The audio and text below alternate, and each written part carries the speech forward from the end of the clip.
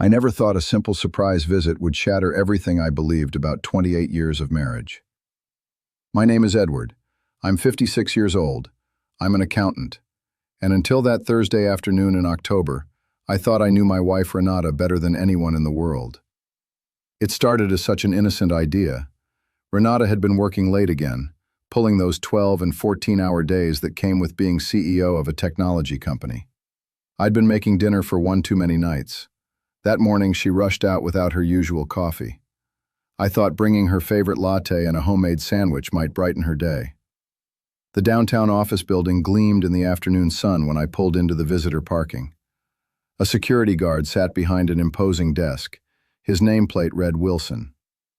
"Good afternoon. I'm here to see Renata Whitfield. I'm her husband, Edward." Wilson looked up from his computer, his expression shifting from professional courtesy to something I couldn't quite read. He tilted his head slightly. "You said you're Mrs. Whitfield's husband?" "That's right, Edward Whitfield. I brought her lunch." Wilson's expression changed completely. His eyebrows shot up, and then he did something that froze my blood. He laughed. Not a polite chuckle, a genuine, bewildered laugh that echoed through the marble lobby. "Sir, I'm sorry, but I see Mrs. Whitfield's husband every day. He just left about 10 minutes ago." Wilson gestured toward the elevators with casual certainty. "Actually, look, he's coming back right now." I turned and watched a tall man in an expensive charcoal suit stride through the lobby. Younger than me, mid-40s, with the kind of confident bearing that seemed to own every room he entered. The man nodded to Wilson with easy familiarity. "Afternoon, Bill. Lauren asked me to grab those files from the car." "No problem, Mr. Sterling. She's in her office." Roger Sterling. I knew that name from Renata's work stories. Her vice president who joined the company 3 years ago. Always mentioned in passing. Always professional context. Roger this, Roger that. My hands went numb around the coffee cup. Wilson was looking between Roger and me, genuine confusion on his face. "I'm sorry, sir, but are you sure you're Mrs. Whitfield's husband? Because Mr. Sterling here is married to her." Married to her. Present tense. Not was married to her. Just a simple, matter-of-fact statement that shattered my reality.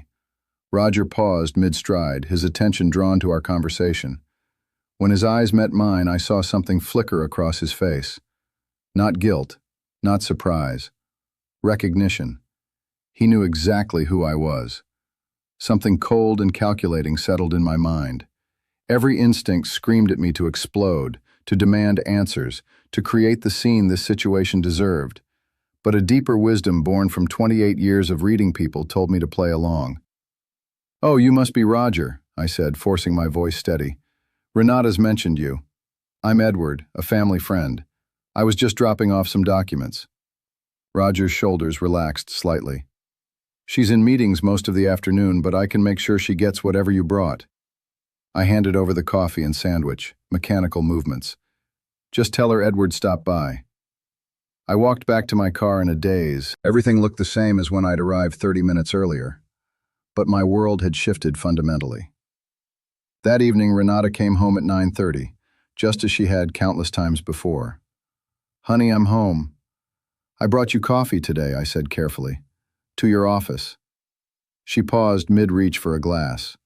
For just a fraction of a second, something shifted in her expression. Then she smiled. "You did? I didn't get any coffee." "I gave it to Roger to pass along." Another pause, so brief I might have imagined it. "Oh, Roger mentioned someone stopped by. I had back-to-back meetings all afternoon." She moved to the refrigerator, her back to me. I noted how her hands remained perfectly steady. Either she was telling the truth or she was the most accomplished liar I'd ever met. The next day, while she was at work, I did something I'd never done before. I went through Renata's things. Not frantically, with the methodical precision that had made me successful in accounting. The credit card statements I'd always glanced at casually, trusting Renata to handle our finances since she earned 3 times what I did. Now I studied them line by line. Lunch charges on days she said she was brown bagging it. Gas station purchases in neighborhoods across town, far from her usual routes. A monthly charge at an apartment address I didn't recognize. When her laptop was open on the kitchen counter, I didn't hesitate. A notification in the corner. Roger Sterling had sent a calendar invitation for dinner that evening, at an Italian restaurant I thought was reserved for just the two of us. I scrolled through her entire calendar. Coffee with R every Tuesday at 8 a.m. Dinner every other Thursday. Weekend planning, Saturday 2 p.m. I was looking at a parallel life, meticulously scheduled and carefully hidden. 3 days later, cleaning out the junk drawer in the kitchen, my fingers closed around a key I didn't recognize. Brass, worn smooth at the edges, attached to a keychain from Harborview Apartments across town. We'd owned our house outright for years. Neither of us had any reason to have an apartment key. That afternoon, while Renata was at what she'd called a client presentation, I drove to Harborview. I watched Roger's car pull into a numbered space. He moved with the easy familiarity of someone coming home. I waited 10 minutes. The key fit perfectly into apartment 214. It wasn't a temporary hiding place. It was a home, fully furnished, lived in, with photos on the mantel, books on the shelves, Renata's favorite throw pillows arranged on a couch I'd never seen. The photos destroyed me completely. Renata and Roger at what looked like a company Christmas party, his arm around her waist in a possessive, intimate way. The two of them on a beach I didn't recognize. Renata in a sundress I'd never seen. Renata's left hand notably bare of the wedding ring she wore at home. In the bedroom, her clothes hung next to Roger's in a shared closet. Her perfume on the dresser next to his cologne. On the kitchen counter, a folder labeled Future Plans in Renata's handwriting. House listings in Roger's name. Vacation brochures for trips I'd never heard her mention. A business plan with Roger listed as CEO and Renata as president. And at the bottom of the folder, something that made my hands shake. A consultation summary from Morrison & Associates Family Law. Renata had met with them twice in the past 4 months to discuss divorce strategies for high-asset individuals. The document outlined her approach in clinical detail. My preference for quiet evenings at home would be presented as social isolation. My satisfaction with my small accounting practice would become lack of ambition. My contentment with our modest lifestyle would be reframed as inability to support her professional growth. And the timeline: 2 years planning this divorce, meticulously documenting my behavior to build a case against me. I photographed everything, my accountant's mind automatically creating the documentation I'd need later. I chose Saturday morning for the confrontation. Renata was in our kitchen wearing the pale yellow robe I'd bought her 3 Christmases ago, sipping coffee from her favorite mug. "We need to talk," I said, setting the folder of evidence on the table between us. She looked up from her phone and her expression shifted as she saw the documents. For just a moment, I saw something flicker across her face that might have been relief. "What's this about?" she asked, the voice lacking the confusion it should have carried. I went to the apartment, Harborview. I sat down across from her. I used the key from the junk drawer. Renata set down her mug with deliberate precision. When she looked at me again, the mask was gone. The loving wife had disappeared. In her place sat someone I barely recognized, whose eyes held a coldness I'd never seen before. "I see. How much do you know?" The question hit me like a physical blow. No denial, no confusion, just a practical inquiry about the extent of my discovery. Everything. The apartment, Roger, the divorce planning, the legal strategy. Renata nodded slowly, her fingers drumming against the table in a rhythm I recognized from her board meetings. Poor Wilson, he's always been too chatty. She reached for her coffee again, her movements unhurried. "I suppose this complicates things." "Complicates things?" I could hear my voice rising despite my efforts. "Renata, we've been married 28 years. You've been living with another man, planning to divorce me, and all you can say is this complicates things?" She sighed, a sound of mild irritation rather than distress. "Edward, let's not be dramatic about this. We both know this marriage has been over for years." "I didn't know anything. I thought we were happy." Her laugh was short and utterly without humor. "Happy? When was the last time you showed any interest in my career, my goals? Anything beyond your little accounting practice and your quiet evenings at home? I always supported your career. I was always proud of what you accomplished." "You were passive," she corrected, her voice taking the sharp edge I'd heard her use with underperforming employees. You were content to let me carry the financial burden, the social obligations, the responsibility for actually building a life worth living. You were perfectly happy to coast along in your comfortable routine while I kept growing, changing, becoming someone who needed more than you were ever willing to offer. If you felt that way, why didn't you talk to me? I tried. But every time I brought up traveling more, expanding your practice, moving somewhere better, you found excuses. You were always perfectly satisfied with exactly what we had, no matter how much I outgrew it. So you decided to replace me instead of working with me. Her expression softened slightly, but not with affection. It was the gentle patience she might show a slow student. I didn't set out to replace you. I met Roger 3 years ago when he joined the company. At first, it was just professional respect. Then it became friendship. Then it became more. When did it become more? 2 years ago. Roger had just closed a major deal. We went out to celebrate and ended up talking until 3 in the morning about our dreams, our plans, the kind of life we wanted to build. It was the most stimulating conversation I'd had in years. You came home that night. I remember you saying the client dinner ran late. It did, in a way. Her voice was matter-of-fact, as if describing something that had happened to someone else. That's when I realized what I'd been missing. And that justified lying to me for 2 years? For the first time, Renata showed a flash of real emotion. But it wasn't guilt or sadness. It was irritation. I wasn't lying, Edward. I was protecting you from a reality you weren't ready to face.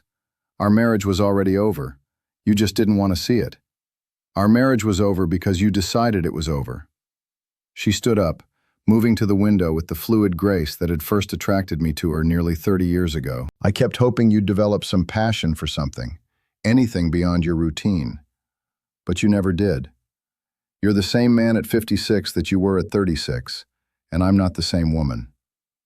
Do you love him? I asked, surprising myself with the question. Her expression softened for the first time, but not in a way that offered me any comfort. I love Roger in a way I never loved you. He challenges me, inspires me, makes me want to be better. With him, I feel like I'm living instead of just existing. And with me? She looked at me for a long moment. With you, I felt safe, comfortable, unchallenged. For a long time, I thought that was enough. But it isn't, Edward. I want more than safe. What happens now? Renata sat back down, her posture relaxing as we moved into practical territory. Now we handle this like adults. I was going to file for divorce next month anyway. Roger and I want to be married by Christmas. She paused. I was hoping we could make this transition as smooth as possible for everyone. For everyone, except me. You'll be fine, she continued. You have your practice, your routines, your simple pleasures. You'll probably be happier without the pressure of trying to keep up with someone like me. I trusted you, I said quietly. I know you did. And I'm sorry it had to end this way. But Edward, we both deserve to be with someone who truly understands us. I stood up, feeling older than my 56 years. I'll contact a lawyer Monday. As I reached the kitchen doorway, she called after me. I really am sorry it happened this way. I never wanted to hurt you. I studied her face, looking for any sign that she understood the magnitude of what she'd done. There was only mild regret. The polite sadness someone might feel about a business decision that unfortunately affected other people. No, I said quietly. You just wanted to replace me. The hurt was just collateral damage. As I went upstairs, I could hear her on the phone. Her voice animated in a way it hadn't been during our conversation. She was calling Roger. Monday morning, I sat across from David Morrison, the same lawyer who'd handled our wills 5 years ago. Edward, I have to tell you, this is one of the most calculated divorce strategies I've seen in 30 years of practice, he said, reviewing the documents I'd brought. Your wife has been building this case for a very long time. Then I opened my own folder. Over the weekend, I'd done what I do best. I analyzed numbers. Renata earns $200,000 a year as CEO, but our joint expenses have been running about $80,000 more than her salary for 3 years. I've been subsidizing her lifestyle without realizing it. David studied the numbers. My practice generates about $120,000 annually. I've been putting 90,000 into our joint account, keeping only 30 for myself. She's been drawing down our joint savings to maintain the apartment with Roger. The rent, the dinners, the weekend trips, all paid for with money I earned. This is fraud, David said bluntly. She's been using marital assets to fund an adulterous relationship. That's going to significantly impact how a judge views the asset division. But I wasn't done. I'd also reviewed the publicly available corporate filings of Renata's company. There's a corporate reorganization in progress that was never voted on by the board of directors. She's been positioning Roger to take control of the company without proper authorization. David stopped writing and looked at me. Edward, this isn't just about your divorce anymore. That afternoon, I called the chairman of Renata's company's board of directors. 20 minutes later, a corporate governance review had been initiated. That evening, Renata came home with a face I'd never seen on her before. You called Richard Hayes. I shared factual information about a corporate reorganization that appeared to lack proper authorization. You're trying to destroy my career. The same way you were trying to destroy my reputation with your 2-year file on my behavior. We looked at each other for a long moment. Then I turned and went upstairs. 6 months later, I was in the kitchen of my new apartment, making coffee for one, finding genuine peace in the simplicity of it. The divorce had been finalized 3 weeks ago. Despite Renata's initial threats and manipulations, the evidence I'd gathered had shifted the entire dynamic of the settlement. I kept the house I'd largely paid for over the years. She kept her own retirement accounts, minus the amount she'd spent maintaining her secret life with Roger. The corporate governance review at her company had been thorough and devastating. The board discovered a pattern of unauthorized decision-making and undisclosed conflicts of interest that seriously undermined her credibility as a leader. Roger was terminated immediately once his relationship with Renata became known to the board. Renata managed to keep her job, barely. She was placed on probation with her decision-making authority significantly restricted. And the great romance she'd thrown everything away for? It lasted exactly 6 weeks. I'd started dating. Margaret was a kind woman I'd met through a mutual friend who appreciated conversations about books and enjoyed quiet dinners without needing them to be productions. Her uncomplicated affection was a revelation after years of trying to earn love from someone who had been systematically withdrawing it. One afternoon in May, my phone rang. Renata's name on the screen. I answered out of curiosity. I wanted to apologize for how everything happened. I lost everything I thought I wanted. Roger and I lasted 6 weeks. It turns out our great love affair was more about the excitement of secrecy and the thrill of planning a new life than about actually wanting to live together day to day. I'm sorry to hear that. Are you? I considered the question honestly. Yes, I'm sorry you threw away 28 years for something that wasn't real.